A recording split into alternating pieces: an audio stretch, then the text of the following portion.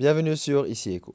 L'annulation par le ministère du Tourisme de la décision numéro 9 prise en 2022 a ravivé le débat autour de la nécessité de tarifer les services des établissements touristiques et de restauration en dollars américains ou de revenir à la livre libanaise. Ce débat oppose aujourd'hui les acteurs du secteur au ministère du Tourisme, à l'origine de la décision et de son annulation. Les propriétaires d'établissements touristiques n'ont trouvé aucune justification convaincante à l'empressement du ministère à annuler une décision qui, lors de son adoption, avait constitué une sortie scientifique et audacieuse de l'impasse mortelle, de l'anarchie des prix et de leur fluctuation due à l'instabilité des taux de change.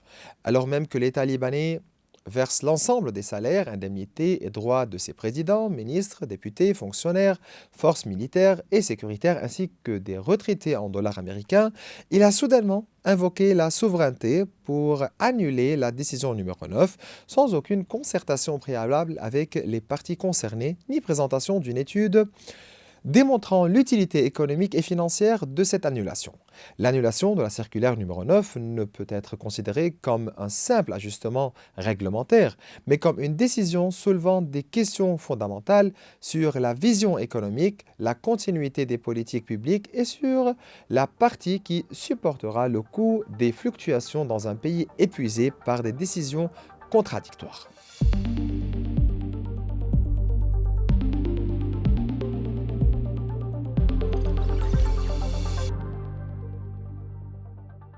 Sur ce sujet, nous accueillons aujourd'hui Maya Berhazinoun, qui est membre du conseil du syndicat des propriétaires de restaurants, cafés, boîtes de nuit et pâtisseries.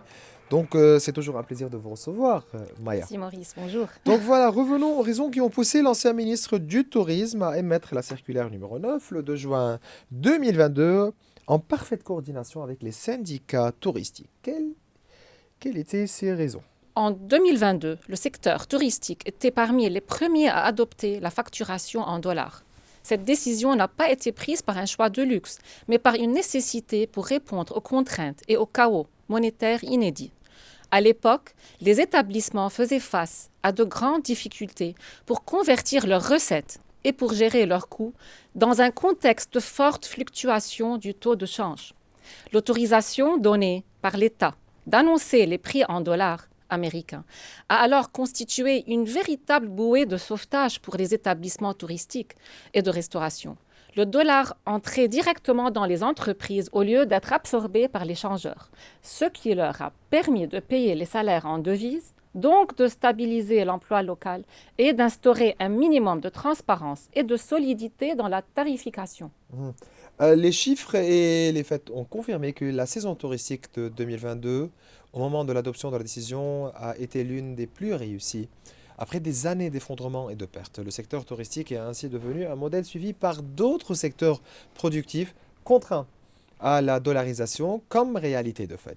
Que signifiait alors aujourd'hui l'annulation de cette circulaire par la circulaire numéro 1 émise par la ministre du Tourisme, Laura Lahoud Khazen, en janvier 2026? Cette décision a-t-elle réellement rouvert une plaie qui n'avait jamais cicatrisé? Revenir à des prix en livres libanais sans rétablir un système financier stable, sans un taux de change unique et sans protection pour les entreprises revient à répéter la crise sûrement. Mhm. Cela expose les établissements touristiques à des risques financiers et de gestion, ainsi qu'à plus de complications administratives et fiscales. Tout cela met en danger le rôle du secteur touristique comme l'un des piliers de l'économie nationale. Mhm. Et qui supportera le coût de ce recul? Plus grave que la décision elle-même est la façon dont elle a été prise. Publier une circulaire aussi importante sans consulter les syndicats concernés laisse apparaître la nécessité d'un cadre de décision plus structuré. Toute décision prise dans la précipitation, sans réelle étude ni vision claire, risque de faire payer aux institutions et aux citoyens le prix de conséquences économiques et sociales mal évaluées. Mhm. Les instances économiques et les syndicats touristiques, dont le syndicat des restaurants, cafés et boîtes de nuit, ont rejeté la décision du ministre du Tourisme. À cette fin, le syndicat a tenu une réunion d'urgence présidée par Tony Rami, affirmant clairement son refus de la nouvelle circulaire et considérant sa décision comme l'annulation d'un choix fondamental ayant sauvé le secteur touristique et protégé l'économie nationale au pic de la crise monétaire. Revenons à l'importance de la circulaire numéro 9 qui autorisait la tarification en dollars tout en laissant aux consommateurs le choix du mode de paiement. Comment cette circulaire a-t-elle redonner vie au secteur touristique en général? Les dollars s'accumulaient chez les changeurs alors que les entreprises saignaient depuis l'effondrement de 2019. La circulaire numéro 9 a relancé le secteur, permis le paiement des salaires en dollars et stabilisé la main-d'œuvre et a aidé les institutions à bien gérer leurs comptes. Qu'est-ce qui a vraiment changé aujourd'hui? Ces problèmes ne sont toujours pas résolus dans l'ensemble des secteurs économiques et financiers du pays. Maya, les instances économiques et syndicales estiment que la décision est intervenue au mauvais moment. Qu'attend-elle aujourd'hui du ministre du Tourisme? Que la ministre revienne sur sa décision, que les décisions soient prises en coordination avec les syndicats touristiques et le ministère de l'Économie. Nous sommes conscients que le fait d'adopter la livre libanaise comme monnaie de référence est un objectif important, mais à long terme. Mais cela ne peut se faire sans un marché financier stable, organisé et fiable. À ce stade, les conditions nécessaires sont loin d'être encore assurées. Il est clair que le ministère du Tourisme a tenté de clarifier sa position, affirmant qu'il n'interdisait pas l'affichage des prix en dollars, mais exigeait l'homologation des listes de prix de base en livres libanaises et l'information du ministère de toute tarification parallèle en dollars dans le cadre d'un simple avis et information. Cette clarification n'a toutefois pas dissipé les craintes, mais a renforcé l'impression que la décision alourdit les charges administratives et financières des établissements dans une économie de fait dollarisée. Le ministère du Tourisme, certainement, peut-il invoquer la protection du consommateur, Maya?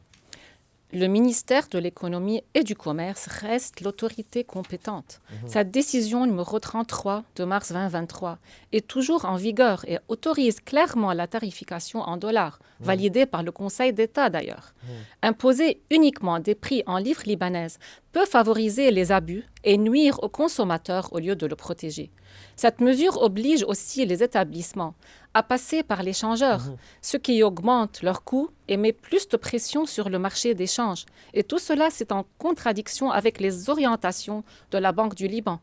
Si l'objectif est de promouvoir le tourisme, il faut d'abord penser à l'expérience des visiteurs. Aujourd'hui, un touriste peut voir un menu en livres libanaises affiché à la porte, un autre en dollars à table, un taux de change différent au moment de payer la facture et de devoir faire des calculs en millions à chaque petit achat. Cette situation donne une image confuse, peu claire et peu accueillante du pays. C'est clair. Bien, nous allons passer à un autre dossier aussi intéressant, la sécurité alimentaire. Qu'en est-il de la sécurité alimentaire, de l'autocontrôle adopté par les membres du syndicat et de l'ouverture de leurs établissements aux inspections? La santé et la sécurité des citoyens restent une priorité pour nous. Les membres du syndicat accordent une grande importance à la qualité et aux standards. Les établissements respectent les normes de sécurité alimentaire et de sécurité générale, ce qui explique d'ailleurs leur réputation, leur réussite et leurs expansions à l'étranger. Nous souhaitons bien que l'autorité libanaise de sécurité alimentaire dispose des moyens nécessaires pour assurer efficacement sa mission de contrôle. Concernant le budget 2026 qui a été adopté par le Parlement, quel est votre commentaire en tant que syndicat et en tant qu'établissement touristique privé sur le budget du ministère du Tourisme? Il reste inférieur aux revenus générés par le secteur touristique et ne reflète pas son importance stratégique pour l'économie nationale. Pourtant, le tourisme continue à apporter des ressources assez importantes à l'État. Aujourd'hui, même dans les pires conditions, il représente une bonne partie du PIB et dispose d'un potentiel encore plus important dans un contexte sécuritaire et politique plus stable.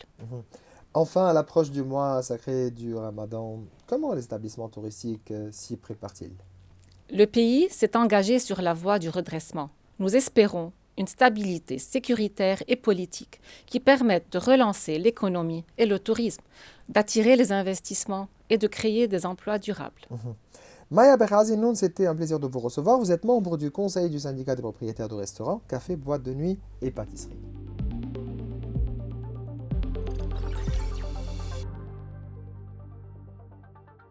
La Chambre des députés a adopté après 3 séances la loi du budget 2026. Pour en discuter plus en détail, nous recevons Dr Nassib Robril, économiste en chef de la Biblos Bank. Dr Robril, c'est toujours un plaisir de vous recevoir.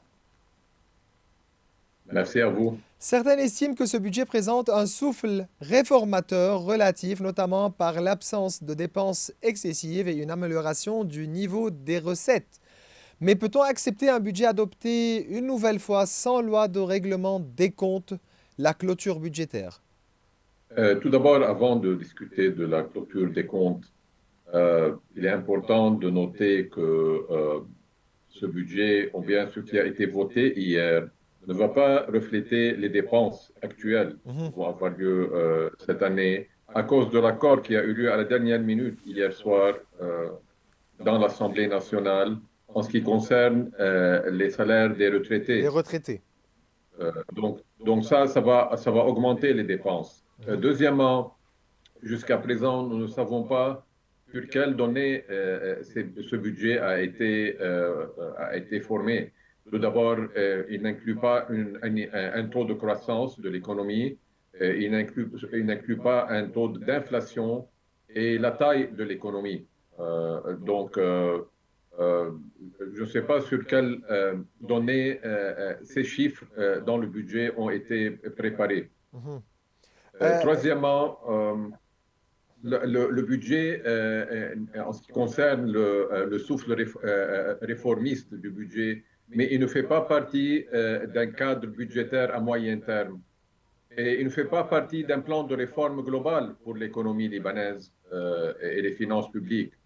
Donc, c'est vrai que les recettes vont augmenter, mais je ne vois pas où est le souffle réformateur dans ce budget-là. C'est un budget réaliste qui prend en considération le fait que le gouvernement ne peut pas s'endetter. Il n'y a aucune source qui va prêter au gouvernement quoi que ce soit, excepté quelques prêts de la Banque mondiale.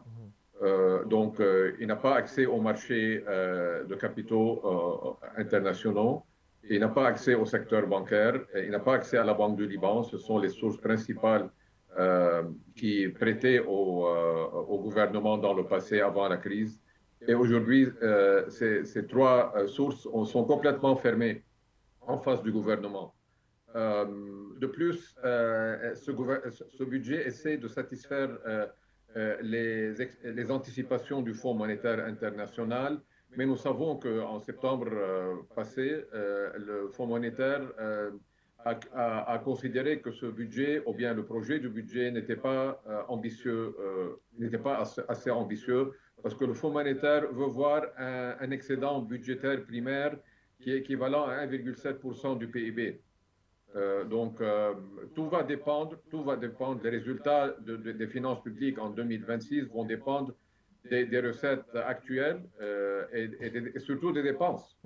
Parce qu'aujourd'hui, on a un chiffre global des dépenses qui a été approuvé hier, mais effectivement, je crois que les dépenses vont être différentes.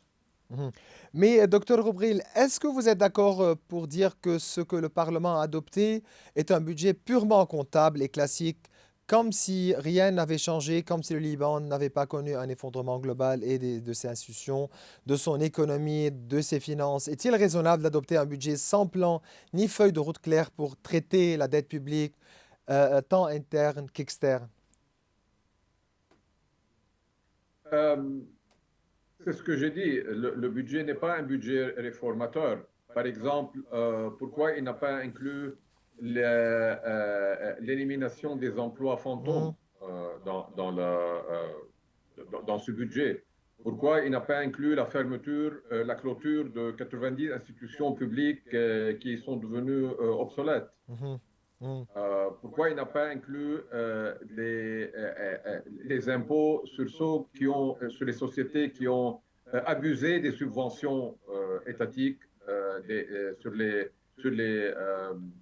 denrées qui ont été importées, ceux qui ont participé à la contrebande de ces produits-là, qui ont été subventionnés par les contribuables. Donc, il y a beaucoup de points dans ce budget qui qui sont décevantes, plus ou moins. Je répète, c'est un budget que le gouvernement croit que c'est un budget réaliste selon les moyens qui existent. Mhm. Donc, ce n'est pas un budget très ambitieux.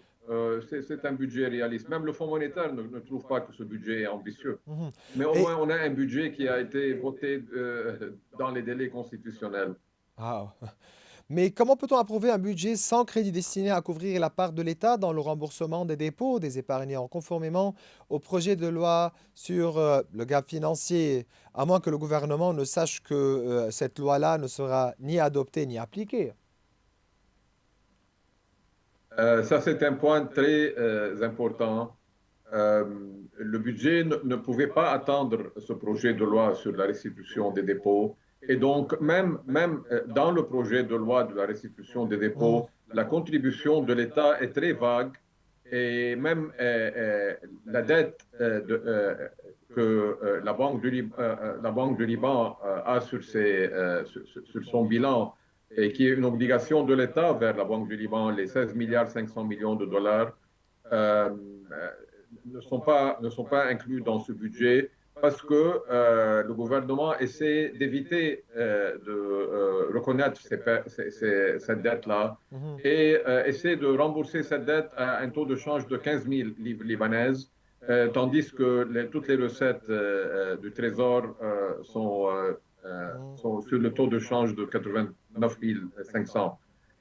Donc, si on voit les détails du projet de loi sur la restitution des dépôts, la partie qui a lieu avec, en ce qui concerne la dette de l'État envers la Banque du Liban, euh,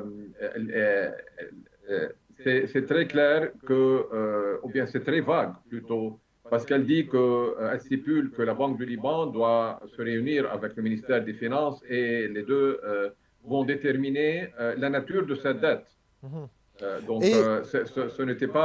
ce n'était pas anticipé que le budget va inclure cette dette-là, Mhm. tandis que le gouvernement essaie d'éviter de reconnaître cette dette. Pour en finir, comment le gouvernement peut-il s'engager à un déficit zéro dans le budget sans prendre en compte donc la dette publique, les droits des déposants, les créances liées au fioul irakien, etc., les besoins de reconstruction? Le déficit zéro vise-t-il uniquement à satisfaire le FMI? Un budget sans déficit, premièrement, reflète le fait que le gouvernement ne peut pas s'endetter. Il n'y a aucune source qui va prêter aujourd'hui au gouvernement libanais. Mhm. Avant la restructuration de la dette publique, donc des eurobonds, et avant l'augmentation, avant la relève de la notation souveraine du Liban, Mhm. l'amélioration de la notation souveraine du Liban. Deuxièmement, c'est vrai, il y a les prêts de l'Irak. Ce sont des prêts, après tout, Mhm. pour le fuel oil. Il y a d'autres prêts qui ne sont pas inclus dans ce budget-là. Mais en ce qui concerne la dette publique, euh, je ne crois pas qu'ils peuvent inclure les eurobonds et les taux d'intérêt qui sont accumulés sur les eurobonds avant la restructuration Mhm. de ces eurobonds. On ne sait pas quand est-ce que ces négociations vont commencer avec les détenteurs des eurobonds, que ce soit Mhm. les détenteurs libanais ou les détenteurs non libanais. Et c'est un point très important parce que si ces négociations commencent au milieu de 2026 ou vers la fin de 2026, il doit y avoir un accord qui, Avec ses détenteurs, qui va obliger l'État à rembourser oui, à payer. euh, une partie des eurobonds et une partie des taux d'intérêt Mhm. accumulés depuis 2020. Mhm. Donc voilà, c'est toujours un plaisir de vous recevoir, docteur Nassib Roubril. Merci beaucoup. Merci. Eh bien voilà, mes chers téléspectateurs, nous arrivons à la fin de cette émission. Vous pouvez revoir tous nos épisodes sur nos réseaux sociaux. Au revoir.